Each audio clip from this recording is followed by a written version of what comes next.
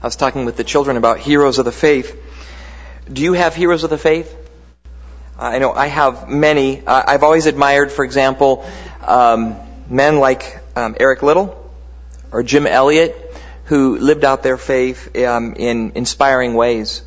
Eric Liddell was the Christian who won the 400-meter race in the 1924 Olympics in Paris, and he went on to serve as a missionary in China and died of a brain aneurysm while he was in a concentration camp during World War II. During that summer Olympics in 1924, that was hosted again by Paris, Liddell was a committed Christian, and he refused to run on Sunday, and the consequence of that forced him to withdraw from the 100 meters race, his best event, because one of the preliminary heats was to be run for this 100 meter dash was to be run on a Sunday, and Eric wouldn't do it. So Eric Liddell spent the intervening months training for the 400 meter race instead. On the day of that 400 meter race, the final in the Olympics, as Eric Liddell went to the blocks, an American trainer slipped a piece of paper to Liddell, and Liddell opened it up and looked at it. It was a quotation from 1 Samuel chapter 2, verse 30, that said, "Those who honor me, I will honor."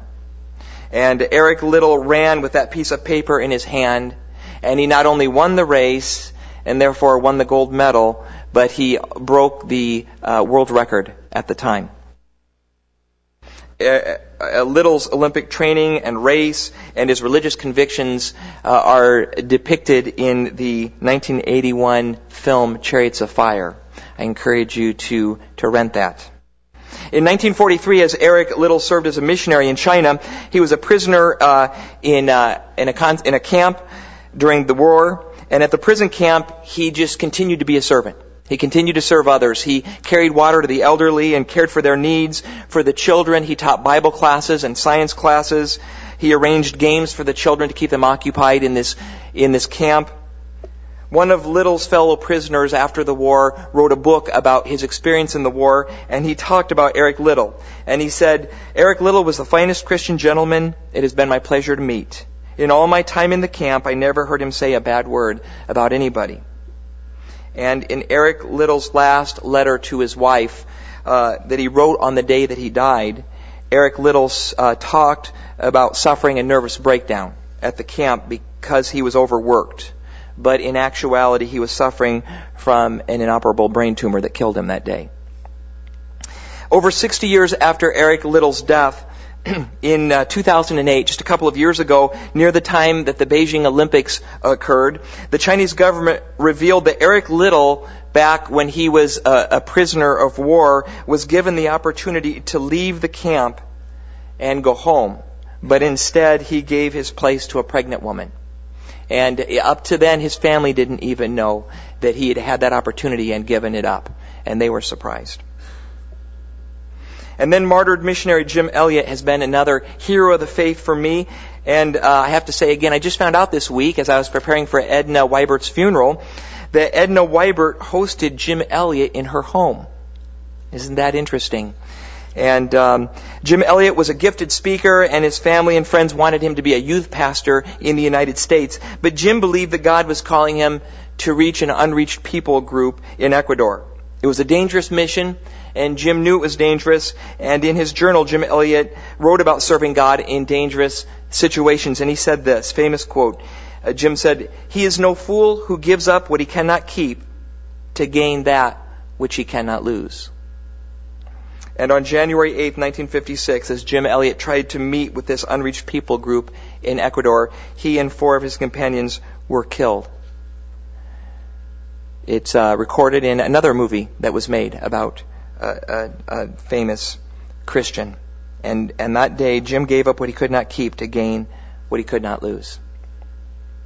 So who are your heroes? Who are your role models, especially in the faith? Well, in our passage for today, God challenges us to pattern our lives after people who had faith in Him. People like Eric Liddell and Jim Elliot, but these are people from the Old Testament, saints from the Old Testament. Our passage this morning in Hebrews 11, and I encourage you to go home this today or this week and read the entire chapter. We only read the first 16 verses. The entire chapter is worth reading. It's really an inspiring chapter, telling us it's one of the church's favorites. It's a broad historical coverage of faith in God. As a matter of fact, in the Bible study Wednesday night that was studying this passage, one of the Bible study members said that studying the 11th chapter of Hebrews is like summarizing the entire Old Testament. And that is true.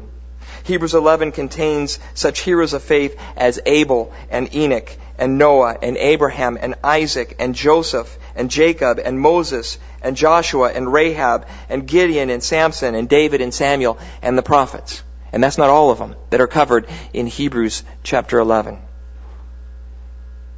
And God gives us this chapter to challenge us to be believers who live lives of faith like these men and women did. And this challenge comes in the form of testimony after testimony of saints in the Old Testament who lived lives trusting God.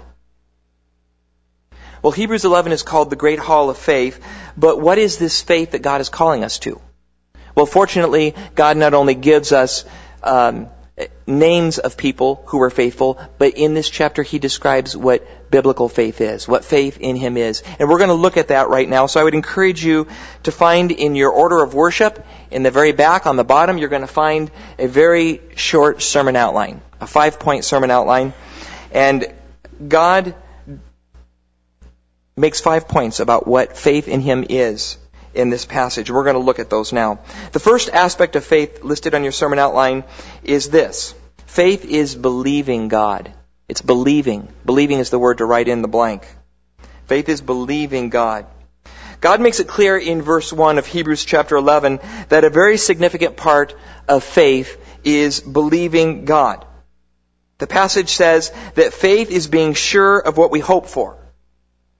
Well, what we're hoping for are the things that God promises in his word. That's what we're hoping for here. Biblical faith is saying that we believe God will do what he says he will do. We believe that God means what he says. So, for example, we believe that if God says there's only one way to have a relationship with him, and that is through acknowledging our sin and trusting Jesus' work on the cross for the payment for our sin, then that's what we believe. We take God at his word. There's only one way. There's not many ways to God. It's not just being sincere and seeking God that will get you into a relationship with him. It's only through Christ. And for example, we believe that if God says you will reap what you sow, then we believe this to be a principle of the universe, that you will reap what you sow, that what we do in this life has consequences. We take God at his word. Faith in God is believing God's word and what he says. And lastly, if Jesus says, in my Father's house are many rooms, and I'm going there to prepare a place for you, and if I go to prepare a place for you, I will come back and take you to be with me so that you may be where I am. If Jesus says that he's going to take us to be with him for eternity someday when we die, then we face death with confidence. We believe God. We believe what he promises and what he says. Faith is not belief in our horoscope. It's not belief in the natural goodness of mankind. It's not belief in ourself or in our abilities. Christian faith is trusting God's promises.